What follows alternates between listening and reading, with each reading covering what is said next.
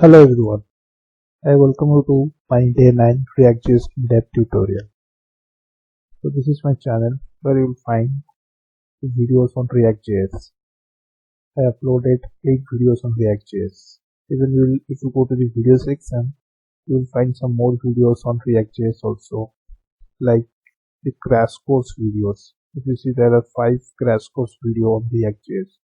So this crash course help you if you want to learn React.js from beginners to advanced level in a minimum amount of time, a short span of time. Then these are the best 5 videos, I believe. And those who are interested to learn Angular 8 also, they will find videos on Angular 8. There are 8 videos on Angular 8 which covers again from beginner to advanced level in Angular 8. Then you can find videos on CSS3. There are 3 videos on CSS3. On HTML5 you find 4 videos on HTML5. So it's a complete web development channel. So please subscribe to my channel and be benefited by watching these videos. So without wasting our time, we'll jump into our today's session. So today is day 9 of React.js in-depth tutorial. Today we'll learn the important concept regarding the form validation. How we can validate our form before submitting the form. Okay. So we'll go to so just keep it in mind, like there are 4 employees we have.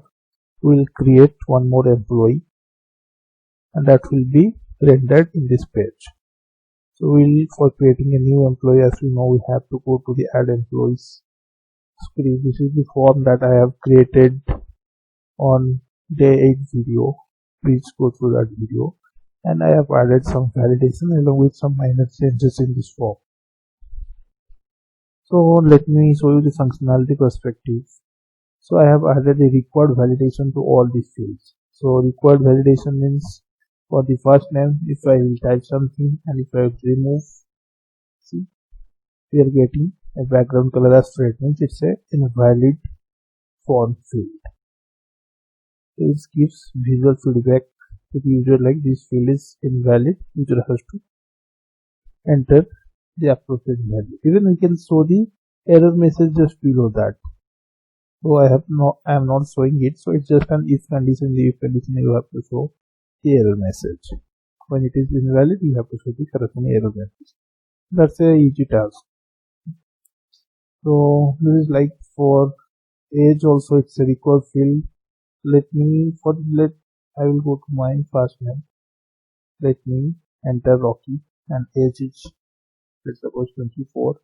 Employee ID. In employee ID, it's also a required field along with I have given min length and max length validation. Min length is 3 and max length is 5.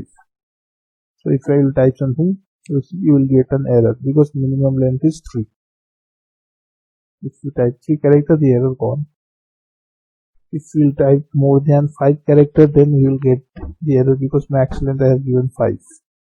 So this is 4th one, this is 5th one, more than 5th. Now we are getting error. So min length is 3, max length is 5. So min length and max length validation is also possible here. Okay. And in email field, I have given email validations. So if I will write Rocky, then you will see you are getting email validation because it does not contain @gmail.com, all those kind of stuff. So if I will enter the correct email, then the error gone. And for the drop down, I haven't provided any validation. What I have done is like it should be by default selected to India. Okay. So if we click on the submit button, our new employee will be created. Okay, we'll see that later. So first go through the code. So in the code, this is my add employees. This is the component that I have created on day 8. But I have made some major changes in that. These changes are, first changes I have added a spinner. Okay, it's minor changes because we need the loading spinner when our form is in submitted mode, when we are submitting the add employee form. Then we have a state. If you see, it's a I've created a very long or very complex state. Okay, so it's not complex that much. So what I have done, in the state I have a property employee form. Okay, in the employee form, let's start here and ends here. Okay, in the employee form, what I have given, on the basis of my form field, I have given the corresponding names. Like for the name field, I need whatever the value if you want to provide. If whatever the value you will provide, that will be rendered on page load. I don't want to provide any value on page load. Then we are defining the validation in an object. Like I need only required validation for this name field. So I have given required is true.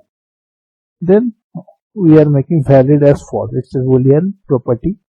We are making it false initially so that we will do our validation check. If our validation check passed, we will make it true. And when validation check is passed, when we'll provide some value because we have given a required validation.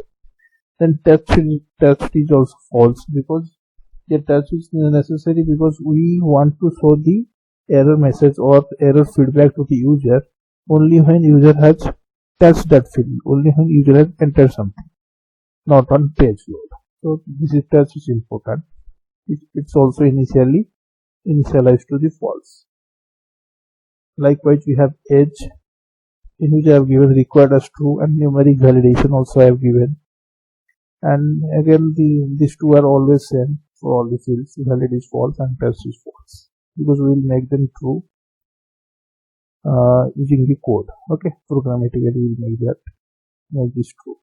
And ID for employee ID. For employee ID, I have given min length is 3, max length is 5. That is why it is working. That validation that we have seen. Then in the country, for the country is a drop down. I don't want to provide any validation. So if you don't want to provide any validation, you have to provide an empty object. And as there is no validation, that's why it validates now. It will be true by default. And test is true also because you don't then means if we are not providing any validation, we'll make this to us true because the false is of no use for that. And we have an email field. For email field, we have a record validation as well as email validation. Okay. Then, so this property, the employee form property, ends here. It includes all the controls, related values, and validation. After that, I have two more properties. One is form is valid. So this is for the entire form. In this Boolean's value, we are checking like whether our entire form is valid or invalid. When our entire form is valid, when all the form controls, all the input fields, all the form elements are in valid state. Initially, we'll make it to false. We'll make it to true programmatically. And loading is false because we need a spinner, and when we will call the Ajax call, we will make this true. Okay, so this is the complete state. Then what next? So we'll directly jump to the render method. In the render method, so here if you see, I have written within the curly braces. Entire code is written within the curly braces. It starts here. So let me give a space. It starts here and it will end here. Okay. So within the curly braces, what we have written, if our state is loading, means when it is true. True means our request is not processed yet. So that's why we will show the spinner. And if when we will get the data from the database, or when our request get completed, like when we submitted the newly created employee successfully to the server, then we want to show the form. Okay, and initially the loading is false, that's why initially we will see the form. Once we click the submit button in the form, our loading become true, that's why during that time we will see the spinner. Once our data gets submitted or inserted successfully in the database, then we will get the form again. This is the if condition. By using the if condition I am rendering. So we have a form in which we have onSubmit event, and this onSubmit event is fired only when we'll give input of type equal to submit. If type is something different one, then onSubmit event won't be fired. So type equal to submit is necessary. Okay, which is a button. So okay, so on submit we have the handler. The function, we are providing the function reference, so that when onSubmit event is fired on click of submit button, this function will be triggered. And in this function what we are doing, we are calling the AJAX call. So if we go to that function, if you see, first of all here we have event or prevent default. It is necessary because to prevent the form to be submitted to itself, that is necessary. And we have to make the loading as true because we will call the AJAX call. Then we are making the payload. In payload we are providing the name, ID, age, country, email, and we are retrieving that value from the state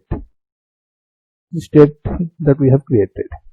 Then we are passing this payload to the AJAX call by using the xcs.post, and we want to post that within the employees node. So this is the Firebase that we have created. So we'll go to that Firebase again one more time.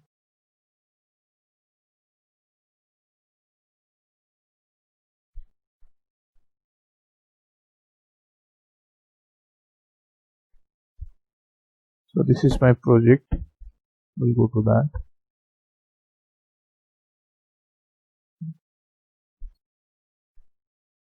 Then we'll go to the database.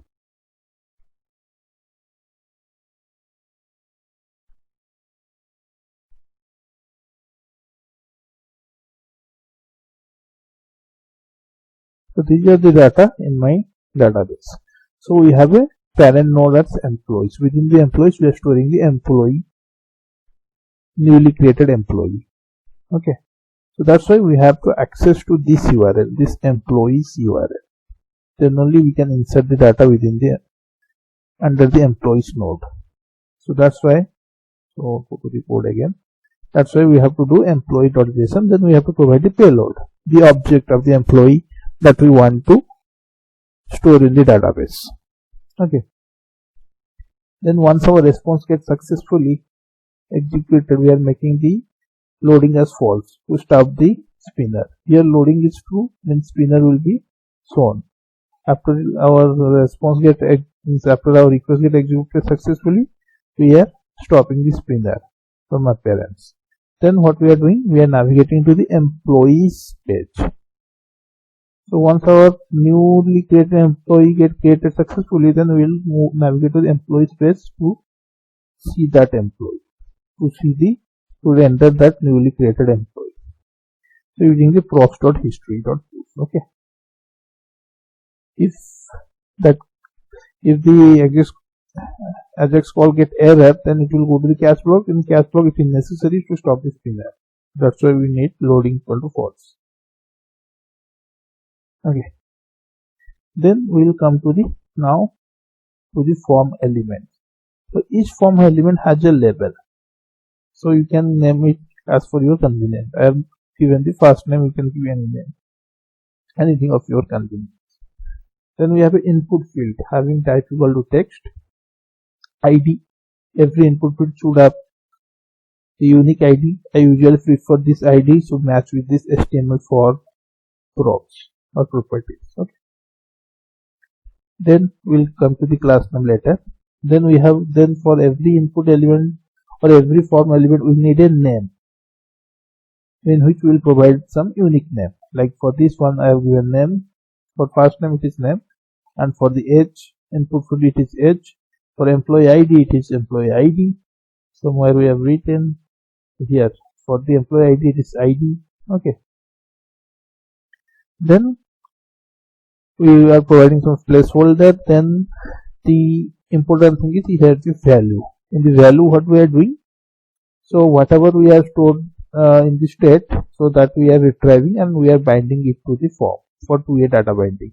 And for to a data binding also we need a onChange event, so that when the user will enter something in the field, we need to update our state with the new value, so that that new value is also get binded with the form element.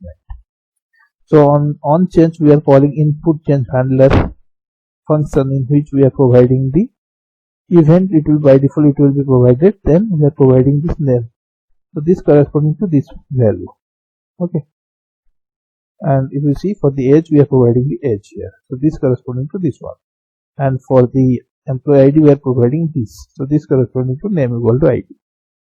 Okay, then we will go to this input change handler, what we have written there. So in the input change handler, so let me go to the again. So in the input change handler we are providing event as well as the form control name, the field name.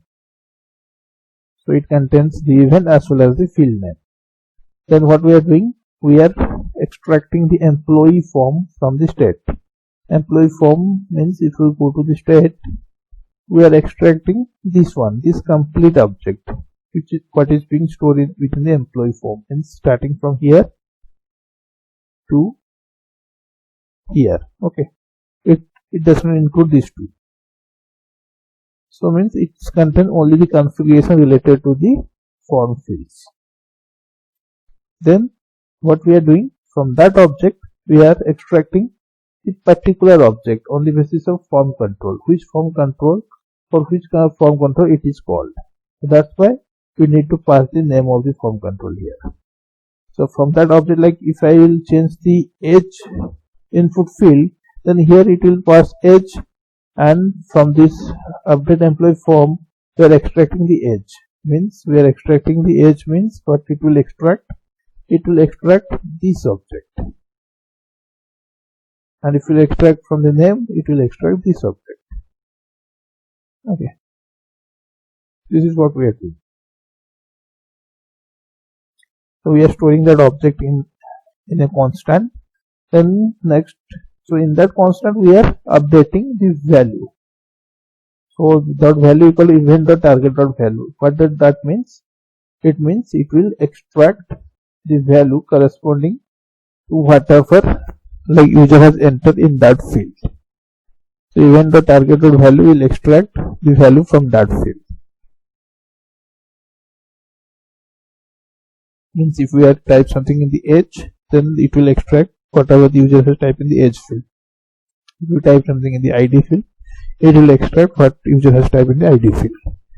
Then after storing, after updating our value on the basis of whatever the user has entered, then we need to update the valid state also.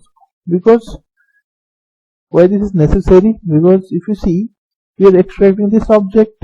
For if we type something in the name field, if we type something in the age field, we will extract this object, and it has a value as well as valid, as well as validation, as well as text. So we need to update value to the user entered value and valid to true or false on the basis of these validations. If all these validations pass, then the valid will be true and text will be true at once. When that name change handler will be called, because user has entered something, means user has touched something.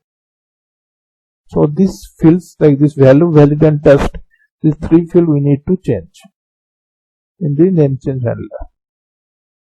So we change the value, then comes the valid, and valid depends on our validations. So that's why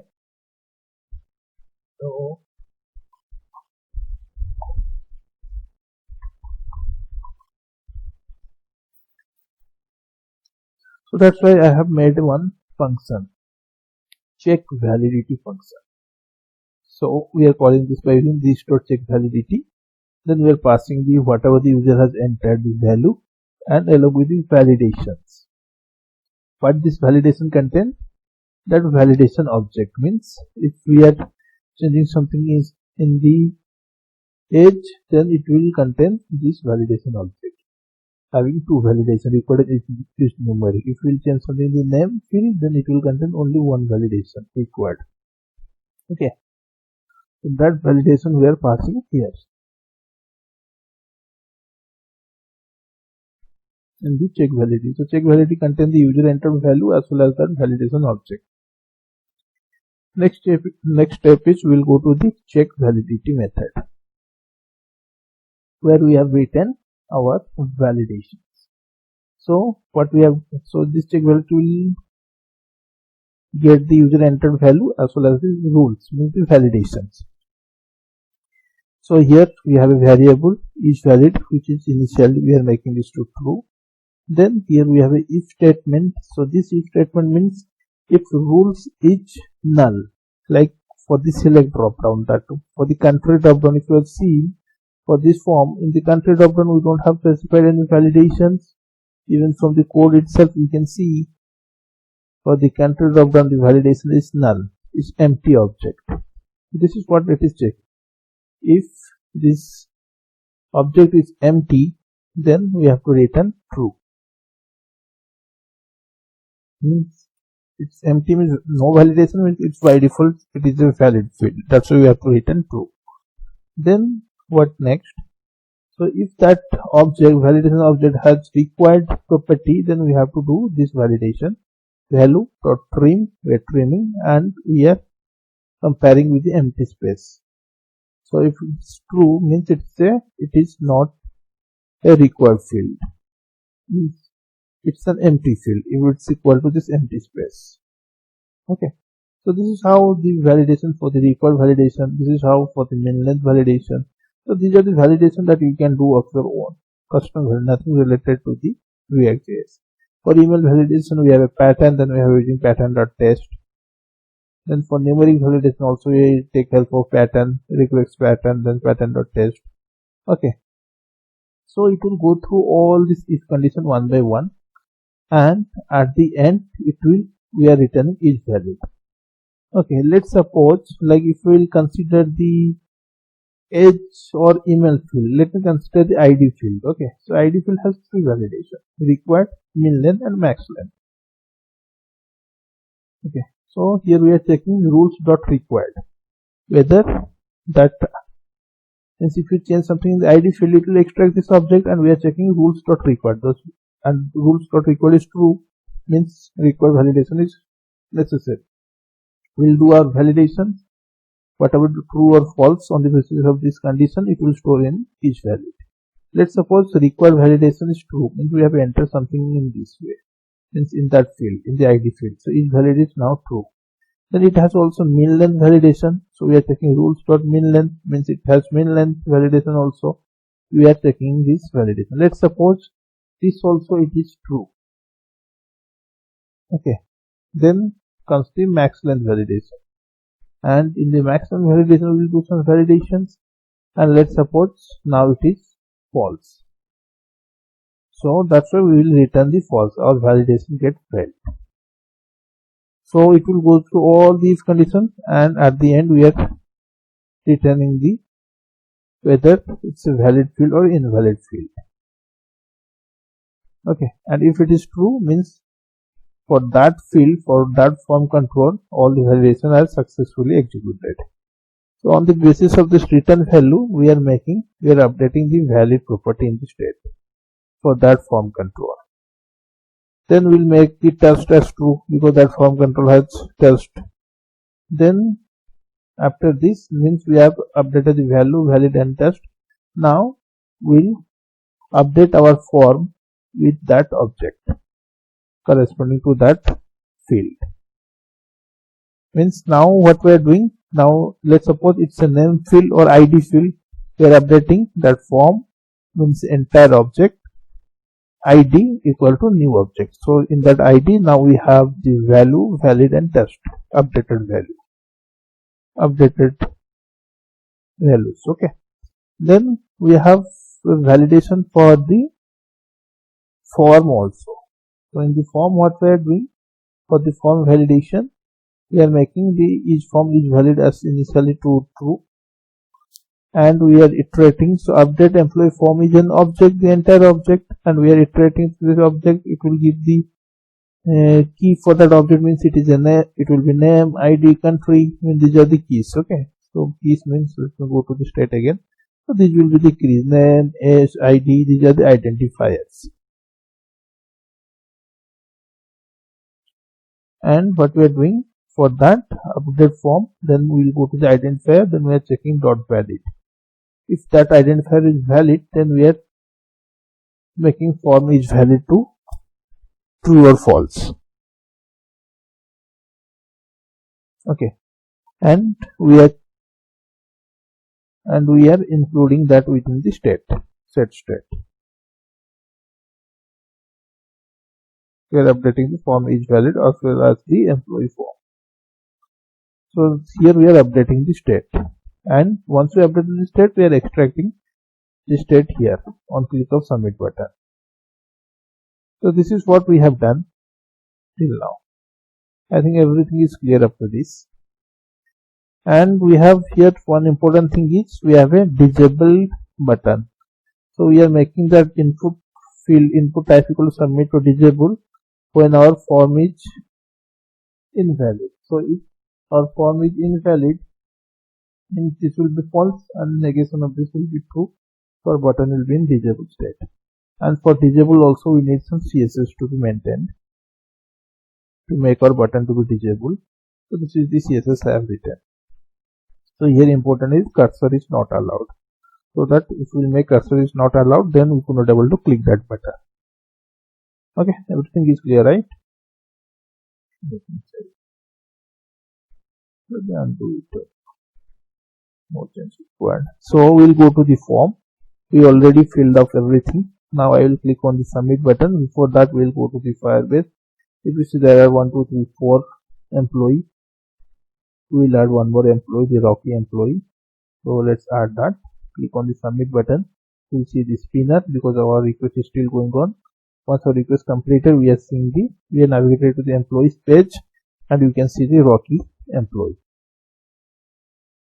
Then you can see the detail of the Rocky employees. These are all what we have covered in our previous sessions. Even you can delete that also. In database, if you see, you get the information regarding the Rocky. Okay, whatever the user has entered, you can delete that too. It will be deleted.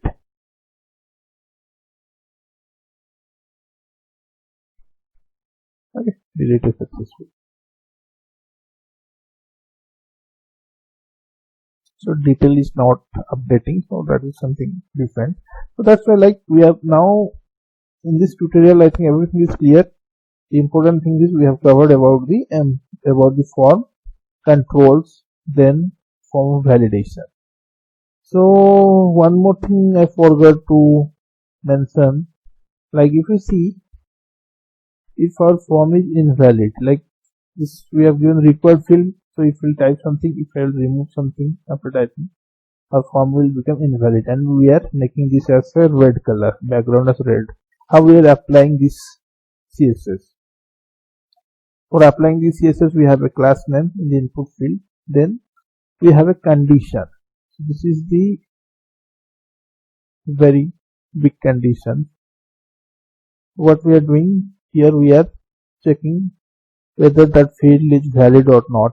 If it is not valid, means let's suppose it is not valid, then negation of this will be true. Okay, then we are checking it should have a validation, means that validation object, the required min length maximum, that validation object, then it should be touched. User should have entered something, then only we will apply invalid class, otherwise null. And in invalid class we have shown you, in invalid class, this is the invalid class, not this one. This is the invalid class in which we are making the border as red and background color as light red. Okay, same condition will apply to all the input field.